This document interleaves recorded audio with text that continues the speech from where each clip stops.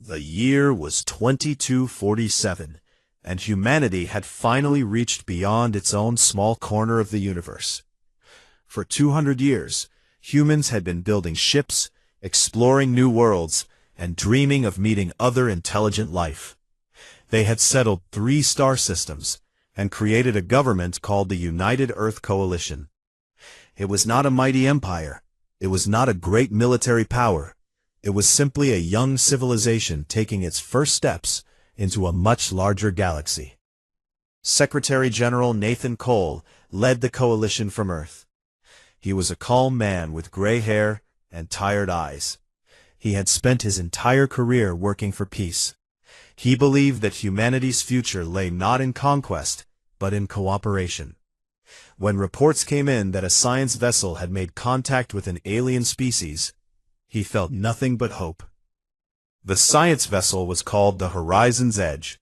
It carried 847 people, including scientists, engineers, doctors, and their families. Captain Laura Marsh commanded the ship. She was 43 years old, with short brown hair and a reputation for careful thinking. She had spent 20 years exploring the edges of human space, and she had always dreamed of being the one to make first contact. That dream came true near the Orion Nebula. The aliens called themselves the Valkyrie. They were tall creatures with hard shells covering their bodies, multiple arms, and large dark eyes.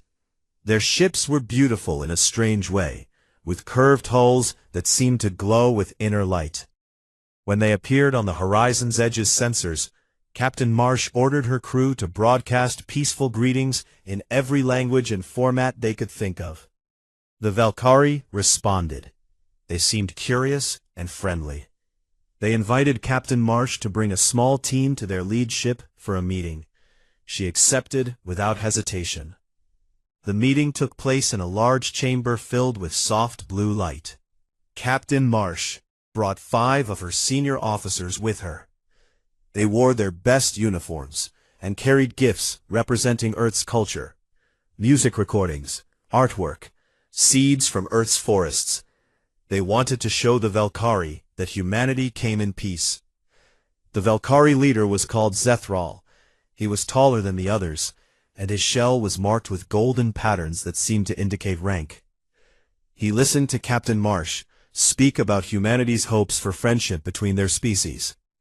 He examined the gifts with what seemed like genuine interest. He asked questions about Earth, about human history, about their technology. Captain Marsh answered everything honestly. She had nothing to hide. When the meeting ended, Zethral thanked the humans for coming. He said his people would need time to discuss what they had learned. He suggested they meet again in 3 days to continue their talks. She shook his hand, a gesture the Valkyrie seemed to find amusing, and returned to the Horizon's Edge with her team. She never saw the attack coming. The Valkyrie warships decloaked 6 hours later. They had been hidden in the shadow of a nearby moon, waiting. There were 12 of them, each one bristling with weapons that humanity had never seen before. Captain Marsh was in her quarters when the first blast hit. The ship shook violently, throwing her to the floor. Alarms began screaming throughout the vessel. She ran to the bridge as fast as she could, her heart pounding in her chest. The scene on the bridge was chaos. Screens showed enemy ships surrounding them from all directions. The Horizon's Edge was a science vessel. It had only minimal defensive shields and no real weapons. It was never designed to fight. Lieutenant Commander Kevin Shaw was at the communications station. His face was pale with shock. He looked up at Captain Marsh as she entered. "They're not responding to our hails," he said. "They're just firing." Another blast rocked the ship. Somewhere in the lower decks, an explosion killed 30 people in an instant. The lights flickered. Smoke began to fill the air. Captain Marsh understood then what was happening. This had never been a peaceful meeting. The Valkyrie had never intended friendship. They had simply wanted to learn about humanity before destroying them. "Get me a channel to Earth," she ordered. "Any channel, now." Lieutenant Commander Shaw worked frantically at his console. The ship was taking hit after hit. Systems were failing everywhere. But somehow, he managed to establish a connection. Captain Marsh looked into the camera. She knew this would be her last message. "This is Captain Laura Marsh of the Horizon's Edge," she said. Her voice was steady, despite the chaos around her. "We made peaceful contact with a species called the Valkyrie near the Orion Nebula. They betrayed us. They are destroying our ship. We have no weapons to fight back. All 847 souls aboard will be lost."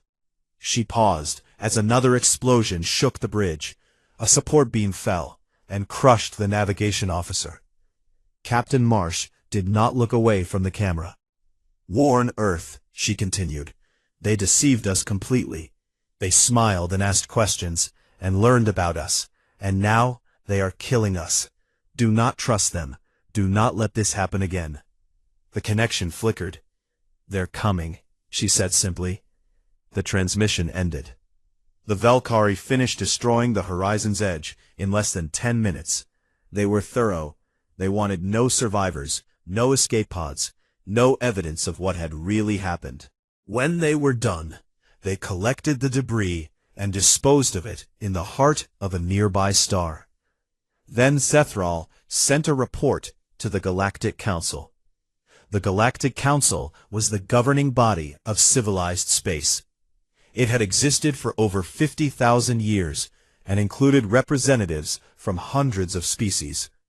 The elder races who dominated the council considered themselves wise and enlightened. They had seen countless younger species rise and fall over the millennia. In his report, Zethral described humanity as a dangerous and aggressive species that had threatened Valkyrie territory. He claimed that the humans had attacked first and that the Valkyrie had been forced to defend themselves. He recommended that humanity be classified as a threat to galactic peace, and that no further contact be allowed. The Council accepted this report without question. The Valkyrie were respected members of galactic society. Humanity was unknown and insignificant. Why would anyone doubt Zethral's account? And so the matter was closed. The Council moved on to other business. The death of 847 humans was noted in the records and promptly forgotten. But on Earth, Captain Marsh's final transmission had arrived. Secretary General Nathan Cole watched it alone in his office. He watched it 3 times. He watched the fear in her eyes as she tried to remain calm. He watched the bridge explode around her. He watched her final words, "They're coming."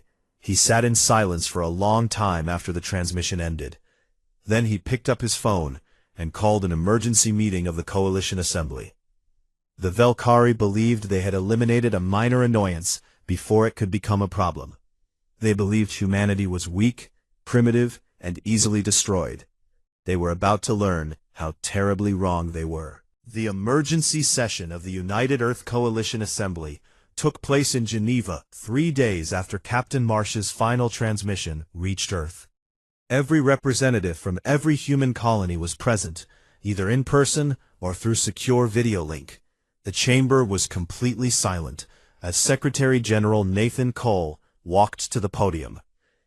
He did not look like the same man who had celebrated first contact just weeks before. His face was hard now. His eyes were cold. When he spoke, his voice carried a weight that made everyone in the room lean forward to listen. 847 people, he began. That is how many souls we lost on the Horizon's Edge. Scientists who wanted to learn about the universe. Engineers who built the ship that carried them.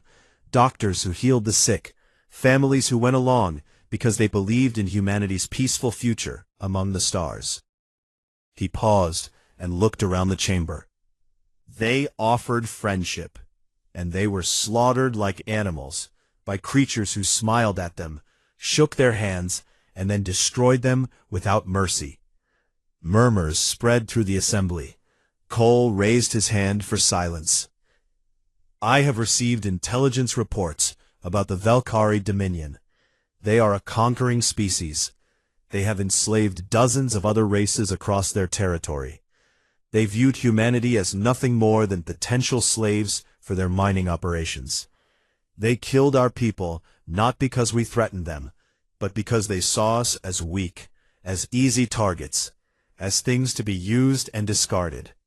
He placed both hands on the podium. They were wrong. The assembly chamber erupted. Some representatives shouted for immediate action. Others called for caution. A few demanded that diplomatic solutions be explored first. Cole waited for the noise to die down. "I am not asking for your approval," he said quietly. "I am informing you of what will happen. As of this moment, the United Earth Coalition is at war with the Valkyrie Dominion. We will not negotiate. We will not seek mediation. We will not stop until justice has been served." The vote was unanimous. Within hours, the transformation of humanity began. Admiral Grace Sullivan was stationed near the outer colonies when she received the recall order. She was 51 years old, with silver-streaked black hair and the kind of presence that made younger officers straighten their backs when she entered a room. She had commanded the First Fleet for 10 years and had never lost a ship under her command. When she arrived at Earth, Secretary General Cole met her personally. "I need you to do something that has never been done before," he told her. "I need you to turn humanity into a force that can make an empire tremble." Admiral Sullivan did not hesitate. "How long do I have?" she asked. "1 year," Cole replied. She nodded once. "It will be enough." What followed was the most remarkable military mobilization in human history. Every shipyard in human space shifted to war production. Factories that had made civilian goods now produced weapons, armor, and ammunition. Scientists who had studied peaceful applications of technology now focused on destruction. The Retribution-class dreadnought was designed in 6 weeks and built in 2 months. It was the largest warship humanity had ever created. Each one measured over 2 kilometers long and carried enough firepower to devastate an entire planet. They were painted black as space itself, with a single white symbol on their hulls, representing the horizon's edge. By the end of the year, there were 50. But Admiral Sullivan knew that ships alone would not win this war. She needed soldiers who could fight on the ground, sabotage enemy infrastructure, and strike fear into Valkyrie hearts. That was where Colonel Danny Ortiz came in. Colonel Ortiz was a small man with dark eyes and a quiet voice. He did not look dangerous. He looked like someone who might teach history at a university. But he had spent 20 years in special operations, and he understood something that most military leaders forgot. War was not just about killing the enemy. It was about making the enemy afraid. He created the Spectre Corps. The soldiers who joined were volunteers from every branch of the military. They were the best of the best, but that was not enough for Ortiz. He trained them in ways that pushed human limits. They learned to survive in any environment. They learned to move without being seen or heard. They learned to use the enemy's own technology against them.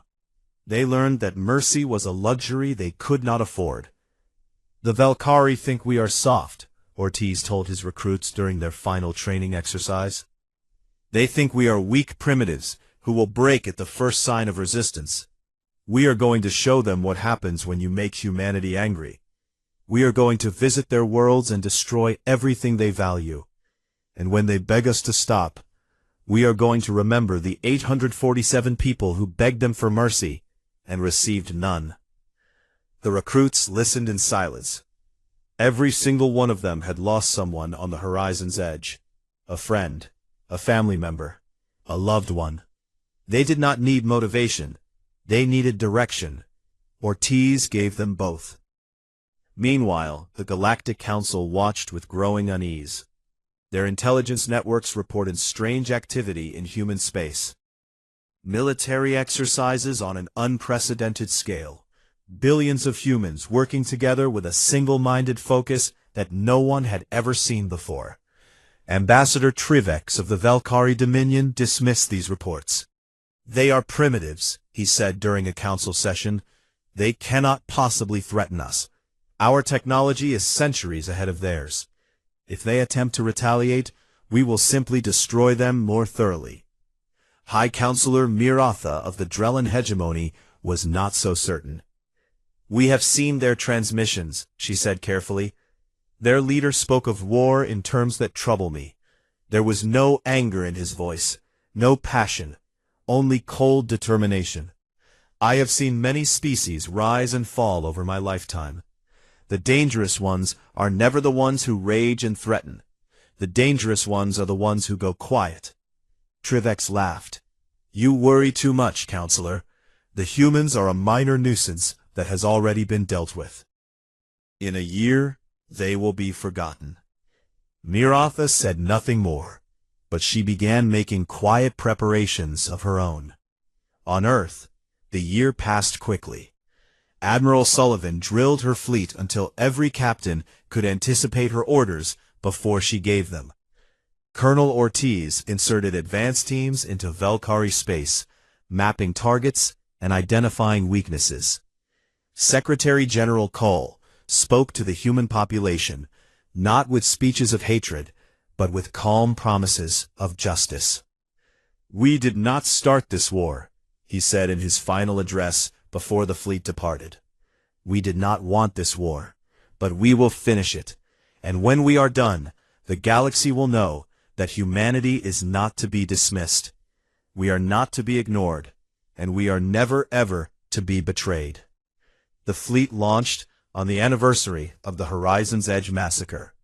200 warships, 50 dreadnoughts, 10,000 Spectre Corps soldiers, and behind them, the full industrial might of a species that had united around a single purpose: revenge. The Valkyrie had no idea what was coming. The Valkyrie home system was called Zeth Prime. It contained 7 inhabited planets, countless space stations, and the largest military installation in the Dominion.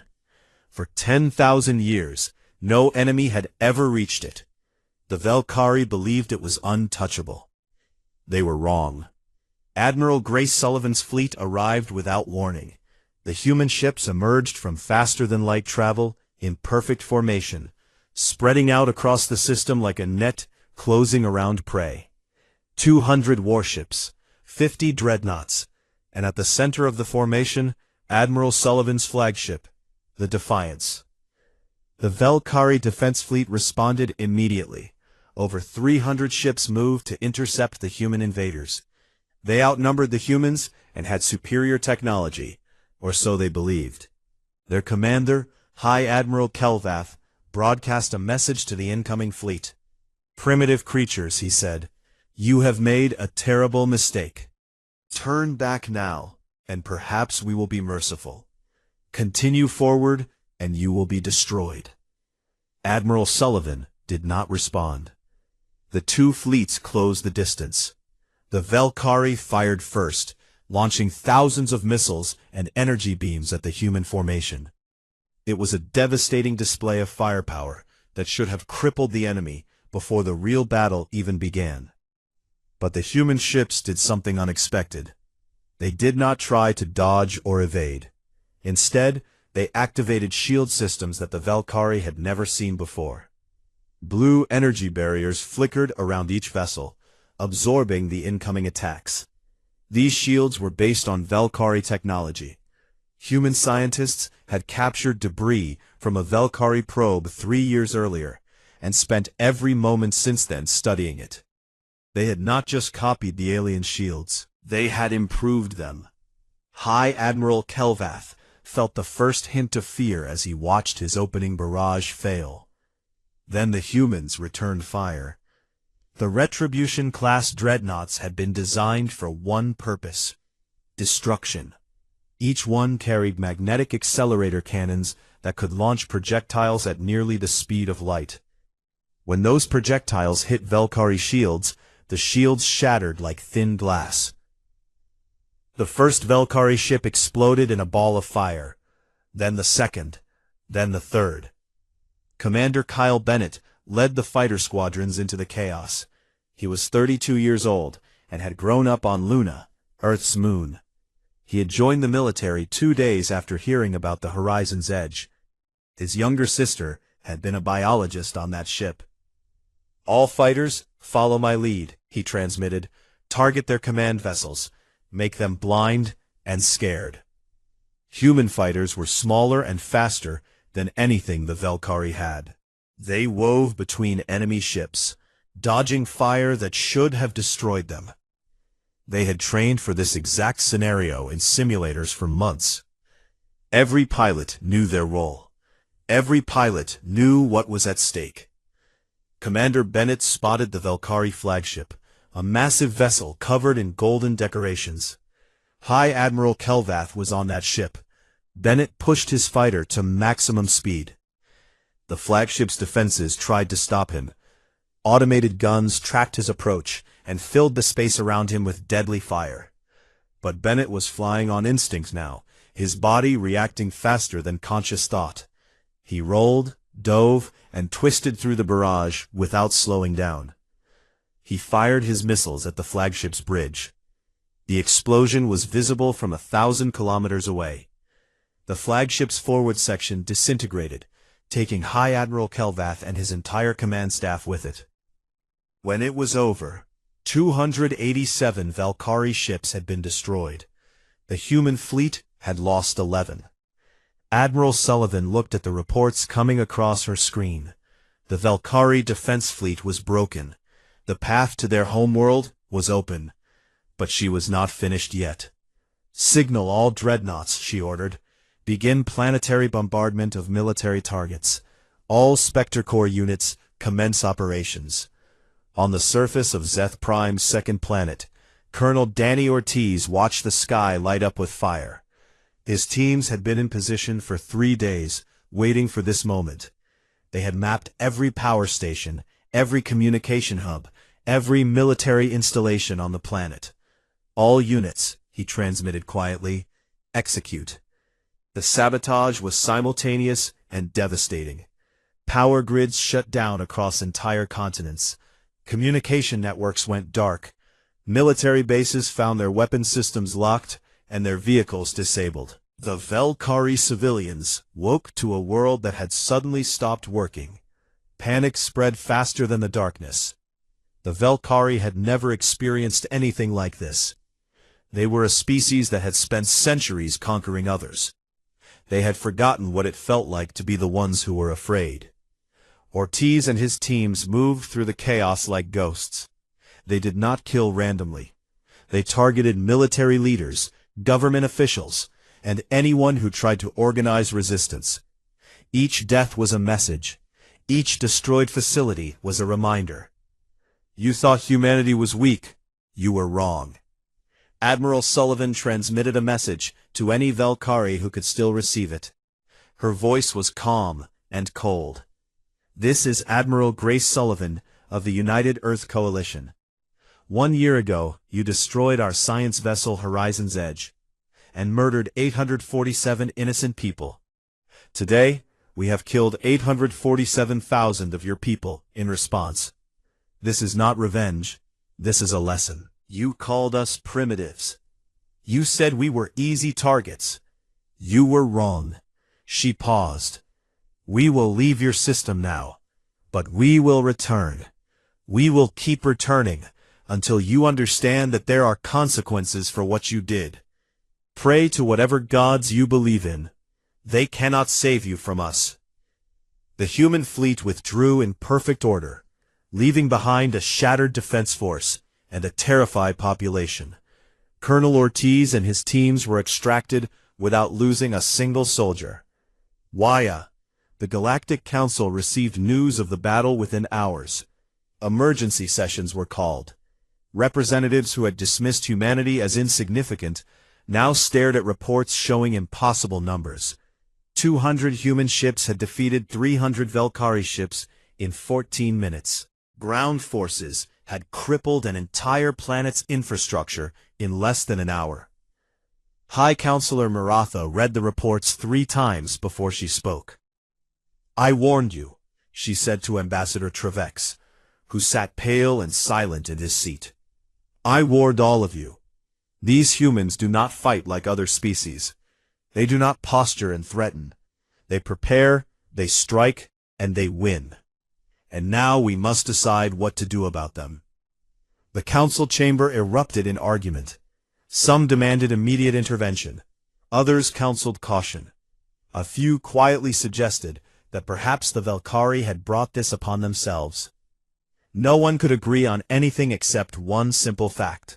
The Galactic Council Chamber had not seen such chaos in 1,000 years.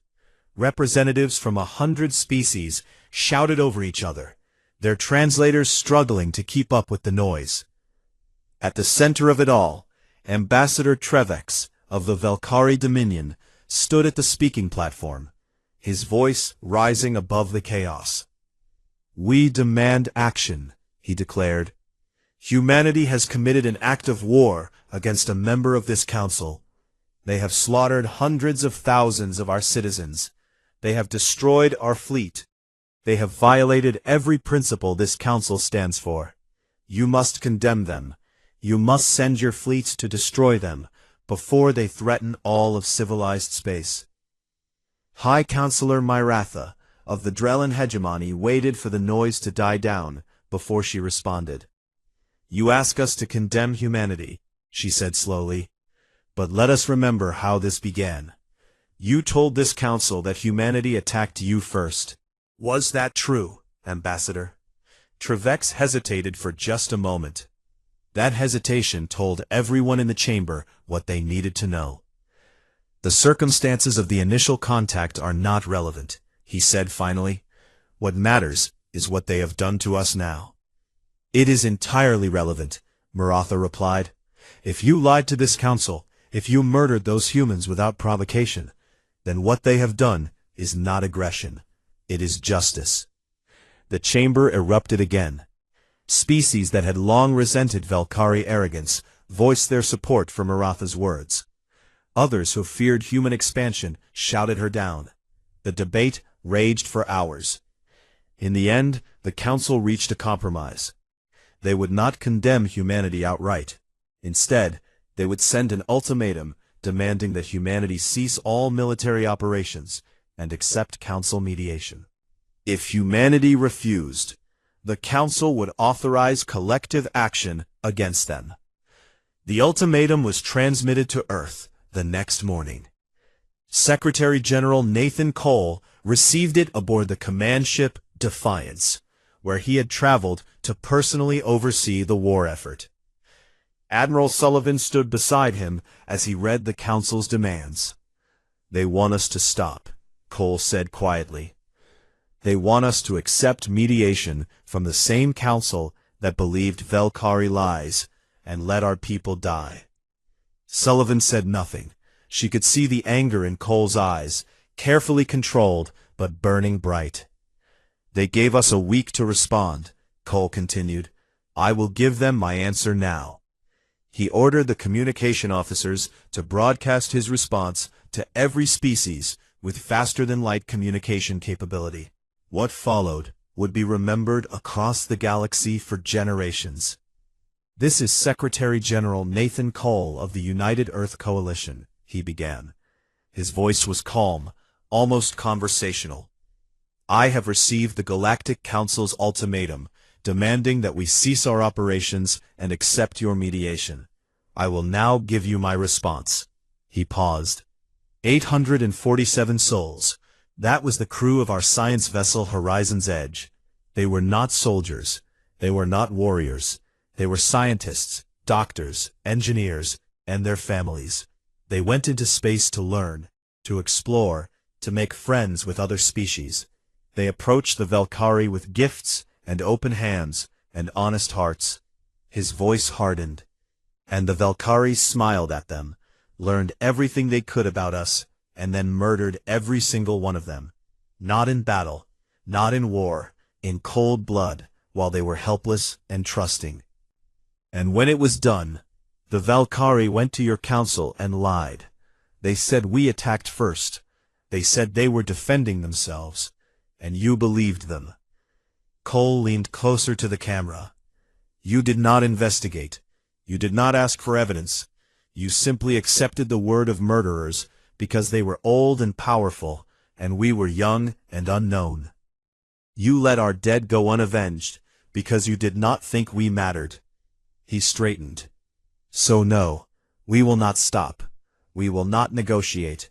We will not accept mediation from a council that enabled genocide. And if any species wishes to stand with the Velkhari, then they will fall with the Velkhari. This is not a threat. It is a promise. The transmission ended.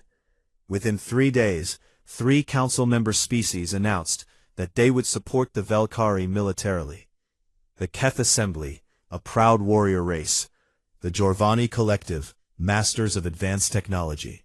The Murin Unity, with their vast resources. Together with the remains of the Velkhari fleet, they assembled over 600 warships at a system called Nexus Prime.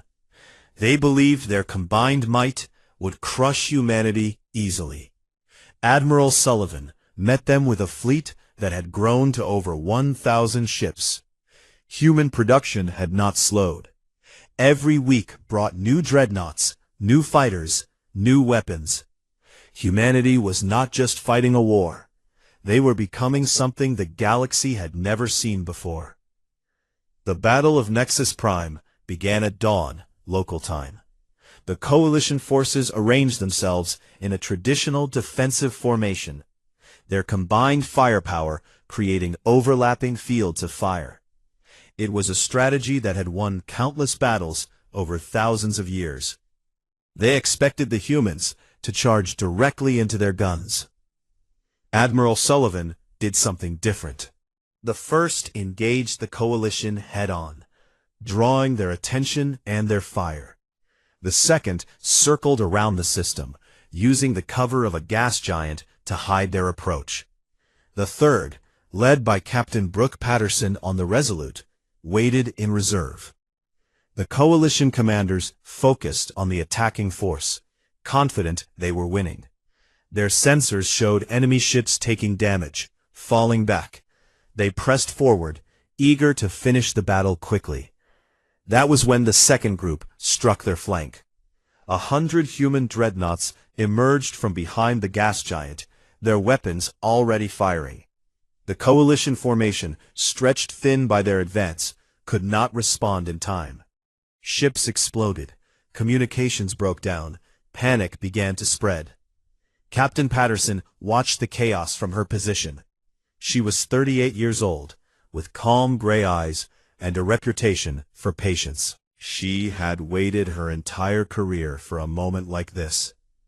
All reserve units, she transmitted. Target the Keth flagship. Full assault. The Keth were the backbone of the coalition force. Their flagship carried their commanding admiral and coordinated their entire fleet. If it fell, the Keth would lose their ability to fight as a unified force. Patterson led the charge personally. The Resolute was smaller than the dreadnoughts, but faster and more maneuverable. She dove through the crossfire, her crew working in perfect coordination around her. Enemy fire scored hits on her shields, but they held. The Keth flagship tried to retreat. It was too slow. Patterson fired everything she had at its engines. The massive vessel shuddered, then stopped moving. Before the Keth could restore power, 3 dreadnoughts arrived and finished the job. The Keth Admiral's final transmission was captured by human recorders. "How are they everywhere at once?" he said, his voice filled with disbelief. "How are they doing this?" Then his ship exploded. The coalition forces broke. The Jorvani retreated first, their collective mind recognizing that the battle was lost. The Mirren followed moments later. The remaining Velkhari ships were surrounded and destroyed. When the battle ended, humanity had lost 47 ships. The coalition had lost over 400. The Galactic Council received news of the defeat in stunned silence. 3 of their most powerful member species had been decisively beaten by a race that had not even known about the Council 2 years ago. High Counselor Maratha looked at the frightened faces around her. "I believe," she said quietly, "that we need a new approach to the human problem." 2 years after the war began, the Valkyrie Dominion surrendered. The ceremony took place on a Valkyrie world called Harvest Moon, once a thriving agricultural colony, now a broken reminder of what humanity could do when provoked. Secretary General Nathan Cole arrived with Admiral Grace Sullivan and a delegation of senior military officers. Colonel Danny Ortiz stood quietly in the background, his presence a reminder of the invisible war his Spectre Corps had waged across Valkyrie space.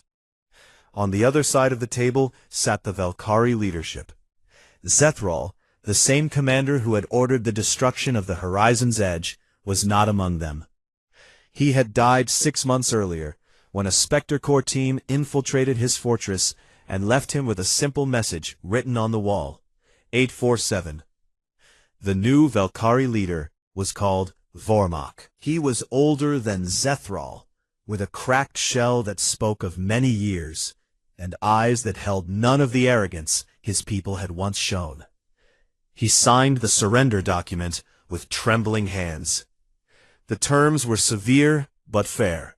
The Valkyrie would pay reparations to humanity equal to 50 years of their military budget. They would disband their offensive fleet and maintain only defensive vessels. They would release all species they had enslaved over the centuries, providing ships and resources to help those freed peoples return to their homeworlds or establish new ones. Most importantly, they would confess their crime before the entire Galactic Council. The confession took place 1 week later. Ambassador Trevex, who had once laughed at the idea of human retaliation, stood before the assembled representatives of 100 species. His shell had lost its shine. His voice, once commanding and certain, was barely above a whisper. The Valkyrie Dominion committed an act of unprovoked aggression against the peaceful exploration vessel Horizon's Edge. He read from the prepared statement. "We murdered 847 innocent beings. We lied to this council about what happened. We underestimated humanity. We were wrong." The chamber was absolutely silent. Travex continued. "We ask no forgiveness. We deserve none. We ask only that the galaxy remember what we did and what was done to us in return. Let our shame serve as a warning to any species that thinks it can prey upon the weak without consequences." He stepped down from the platform and returned to his seat without looking at anyone. High Counselor Miratha of the Drellin Hegemony rose to speak. She was the same counselor who had warned her colleagues about humanity 2 years ago. Now, she looked at the human delegation with something that might have been respect. "We have witnessed something unprecedented," she began. "A young species, barely 2 centuries into space travel, has defeated one of our oldest members and the coalition that supported them. They have done what no one believed possible. They have humbled an empire." She paused. "Some among us argued that humanity should be declared a threat and destroyed before they grow any stronger. I disagreed then, and I disagree now. The humans did not attack us. They did not threaten us. They responded to an act of murder with justice, nothing more and nothing less." She turned to face the human delegation directly. "I believe humanity has earned a place among the Council's members. Not as a favor, not as charity, but as recognition of what they are. They are a species that will not accept injustice. They are a species that will not bow to those who think themselves superior. And I believe we need that. We have grown comfortable in our power. We have forgotten that actions have consequences. Humanity has reminded us." The Council voted. It was not unanimous, but the margin was large. Humanity was offered full membership in the Galactic Council. Ambassador Megan Price stepped forward to accept on behalf of her species. She was 50 years old, a career diplomat who had lost her brother on the horizon's edge. She had spent 2 years watching humanity fight and die for justice. Now she would speak for them in the halls of galactic power. "We accept your offer," she said simply, "but we want everyone here to understand something. We did not fight this war for seats on your council. We did not fight it for territory or resources or power. We fought it because 847 of our people died alone in the dark, betrayed by those who should have welcomed them." She looked around the chamber. "We will join your council. We will work for peace. We will be fair and honest partners to any species that treats us the same way. But we will never forget what happened. And if any species thinks to test humanity again, they will find us exactly as ready, exactly as merciless, and exactly as patient as we were this time." She paused. "This is not a threat. It is a promise." The chamber erupted in murmurs. Fear, respect, and grudging admiration mingled among the assembled species. No one quite knew what to make of these humans. They were polite but uncompromising, diplomatic but dangerous, peaceful but never passive.